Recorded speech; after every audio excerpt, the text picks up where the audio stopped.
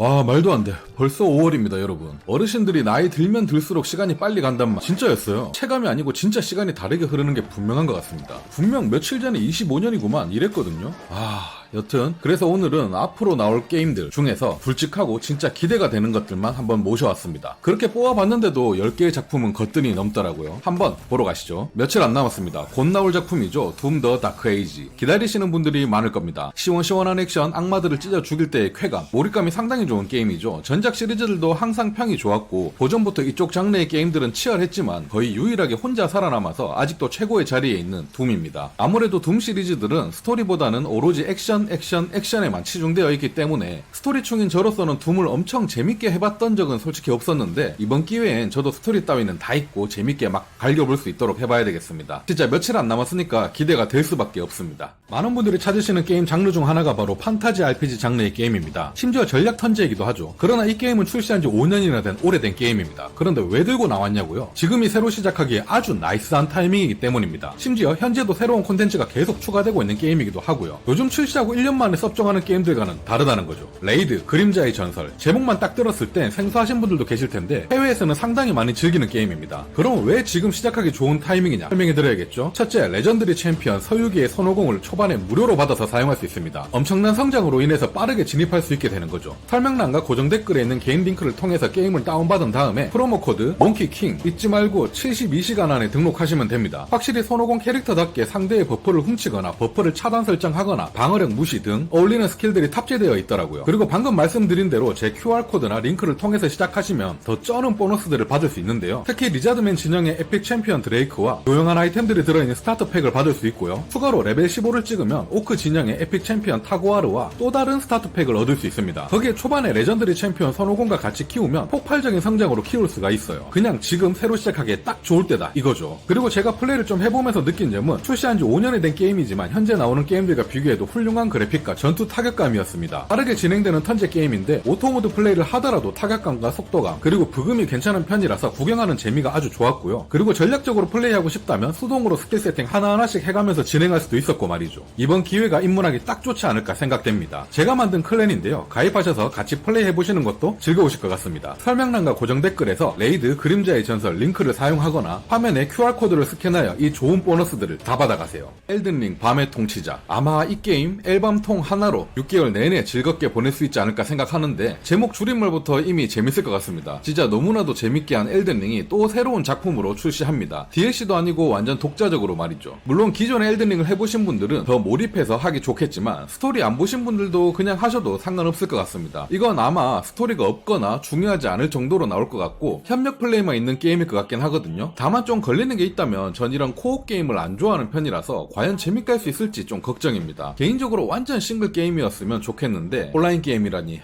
나오더라도 모논 정도 느낌으로만 온라인 게임이었으면 좋겠습니다. 소통 없이 그냥 옆에서 같이 싸우는 정도의 개념? 딱 요 정도가 제가 즐기기 가장 좋은 수준이거든요. 갓게임이죠. 아니 초갓게임이죠. 스텔라 블레이드 PC판 나옵니다. 아직 정확한 날짜는 미정이고 6월에 나온다는 소식만 있는 상황입니다. 제가 PC로 언젠간 나올 날 때문에 일부러 플스판 2회차 중반부부터 멈춰놓은 상태거든요. 더 하고 싶었지만 참았습니다. 진짜 다시 한번 이브랑 여행을 떠날 생각에 너무나도 설레입니다. 혹시 플스5가 없었기에 스텔라를 이번에 처음에 접하게 되실 분들은 아마 앞으로 황태 형님을 존경하게 되지 않을까 싶네요. 개인적으로 캐릭터, 성격, 액션, 음악, 그래픽, 스토리 모두 다 좋았던 게임입니다. 그 당시 평으로는 스토리는 구렸다 이런 평들이 좀 있었는데 전혀 아니라고 생각하고요. 스토리도 상당히 좋은 게임이니까 안심하고 재밌게 플레이하시길 추천드리겠습니다. 와, 이건 진짜 정말 어려운 게임이죠. 난이도가 어렵다는 게 아닙니다. 무언가 난해한 게임이죠. 기대는 되지만 기대는 되지 않는 게임이랄까요? 이 뭔 개소리야! 일단 전 1편은 엔딩 못 봤습니다. 엔딩뿐인가? 중간 정도까지도 못 갔어요. 한 10시간 정도 넘게 플레이하다가 중도 하차한 것 같은데 게임 분위기, 컨셉, 캐릭터, 그래픽, 음악 모든 게 다 제 취향이었던 게임이었습니다. 모든 게요. 그런데 중도 하차를 했죠. 자극이 될 만한 요소라든지 흥미가 빡 꽂히는 무언가 없었달까요? 전체적으로 지루했습니다. 하지만 게임 자체는 너무 아름다운 느낌이었기에 그 당시에는 예술작품 같은 게임인데 내가 아직 이해하기엔 너무 어려운 작품이구나 싶어 싶어서 덮어뒀던 게임이죠. 하지만 요즘 삼상원정대 같은 게임을 하고 있노라면 이 게임은 예술작품 같기도 하면서 게임도 엄청 재밌구나 라는 걸 느끼게 되면서 자연스럽게 데스 스트랜딩은 그냥 재미없는 게임이 아닐까라는 의구심을 가지게 만들기도 했어요. 그런 의미에서 2는 좀 기대가 됩니다. 지금 플레이하면 또 어떤 느낌으로 다가올지. 하지만 여전히 엔딩 볼 자신은 좀 없긴 합니다. 중국풍의 소울라이크 느낌 게임입니다. 명말, 공허의 깃털. 거기에 주인공도 미인 캐릭터라서 기대되고요. 일단 게임 장르 자체가 제가 엄청 좋아하는 장르이다 보니까 기대를 안 할 수가 없고요. 거기에 심지어 검은 신화 50 이후로 중국 콘솔 게임의 재미를 알아버렸기 때문에 플러스 알파로 더 기대된다고 봐야겠습니다. 검은 신화 50은 진짜 거의 인생 게임급으로 재밌게 했다 보니까 명말 같은 경우에는 그 정도 끝까지 재밌으리라고 생각되진 않지만 이렇게 대충 트레일러만 봤을 땐 최소 평타 이상급 게임은 되지 않을까 하는 느낌적인 느낌이 있어요. 감히 예상해보자면 그래도 카장급의 재미는 안겨주지 않을까 생각해보겠습니다. 메기스돌 해본 게 5, 팬텀 페인밖에 없어요. 그리고 예전 플스3 시절에 예전작 같은 거 해봤는데 그건 너무 액션 게임이라서 장르 자체가 달랐고요. 일단 팬텀 페인을 해봤을 땐 너무 노잼이었습니다. 진짜 완전 전략 잠입 액션 느낌이라서 답답해 죽는 줄 알았어요. 이건 진짜 취향에 맞아야만 할 수 있겠더라고요. 제가 딱 가볍게 재밌게 즐기기 좋은 잠입 액션은 대중적인 플레이를 선호하는 어쌔신 크리드 섀도우스까지가 딱인 것 같습니다. 메기솔 델타도 이렇게 좀 대중적인 요소로 나올 건지 아니면 여전히 매니악하게 기존 팬들을 기다리는 타입으로 나올런지 모르겠지만 만약에 매니아틱하게 나온다면 저에겐 쉽지만은 않은 게임이 될 것 같습니다.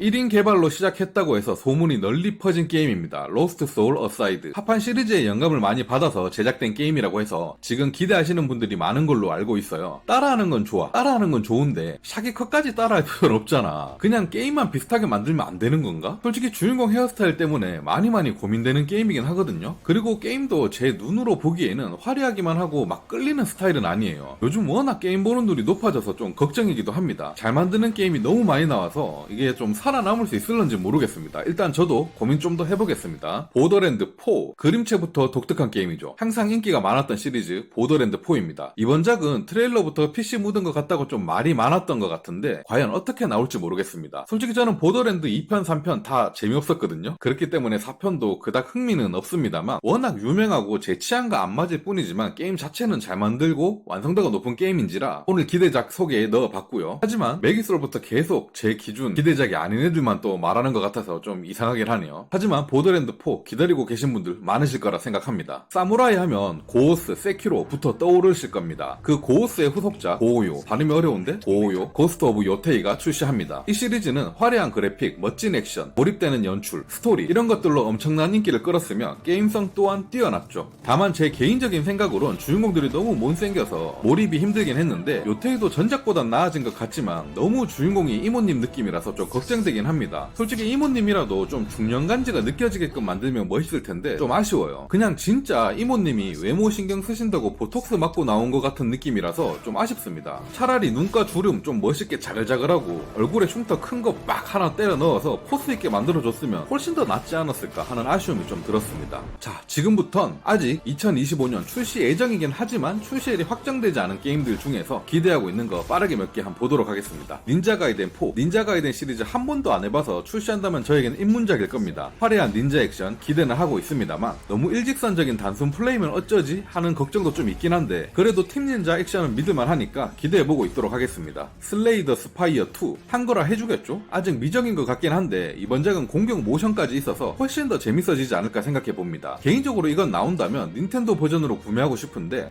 일단은 PC판만 나온다고 되어 있거든요. 리모트 플레이로 즐겨봐야겠습니다. 닌텐도도 같이 나오고 한거라도 같이 해줬으면 더 좋을 것 같습니다. 히어로즈 오브 마이트 앤 매직 올드네라. 유비소프트에서 배급한다고 해서 좀 불안하긴 한데 트레일러를 봤을 땐 드디어 예전에 우리가 알던 히마메가 다시 나오는 것 같은 느낌을 줍니다. 아주 기대가 되는 게임이고요. 다만 앞서 해보기라서 걱정도 많이 되긴 합니다. 예전에 그 감동을 한글화로 다시 느낄 수 있을지 기대해봐야겠어요. 서브노티카 2. 제가 엄청 좋아하는 시리즈입니다. 심해를 탐험하고 기지를 건설해서 생존해 나가는 게임이고요. 제가 생존 게임 진행 속도 답답해서 그렇게 좋아하진 않는 편인데 이 게임만은 진짜 미칠듯이 했던 것 같습니다. 다만 좀 불안한 건 2편부터는 코옵인가 멀티가 된다고 해서 좀 걱정이에요. 솔직히 혼자만 즐기고 싶습니다. 다 나가주세요. 붉은 사막. 나올까요? 이렇게 해서 25년 앞으로 나올 게임들 기대작을 한번 살펴봤습니다. 사실 이거 외에도 나올 게임들이 엄청 더 많습니다만 큼직한 것들만 핵심적으로 한번 가지고 와봤습니다. 몇몇 게임들은 기대가 좀 덜 된다고 설명하기도 했지만 막상 출시하면 제 예상을 다 깨부수고 다들 재밌는 게임으로만 나오길 바라보면서 오늘 영상 마치도록 하겠습니다. 설명란과 고정 댓글에서 레이드 그림자의 전설 링크를 사용하거나 화면에 QR코드를 스캔하여 이 좋은 보너스들을 다 받아가세요.